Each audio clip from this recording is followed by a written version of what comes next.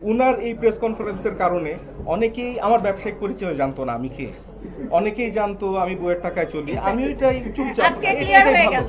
এটাই ভালো, আমার ব্যবসায়িক পরিচয় রিভিল হয়েছে। তিনি অনেক বড় উপকার করেছে ক্ষমাছে একই বললেন বারিশা এবং তার স্বামী। প্রেস কনফারেন্স থেকে তুন্নির বিরুদ্ধে অভিযোগ থেকে তুলে শেষমেশ থেকে বললেন তুন্নি যাদের উপকার করেছে তবে সেটা জেনে থেকে বুঝে নয়, টেকনিক্যালি তুন্নির কাছ থেকে আদায় করে নিয়েছেন। বার্ষিয়ার স্বামী সীমান্ত অনেকটাই এক ঢেলে দুই পাখি মারার মতো। বিনা টাকায় তুন্নিকে নিজেদের প্রচারের বন্যায় হিসাবে ব্যবহার করেছেন, আর সেই কথাগুলো প্রেস কনফারেন্স করে বেশ মুভমেন্ট বলেছেন ব্রান্ড প্রোডাক্ট বার্ষিয়া হকের হাজবেন্ড সীমান্ত।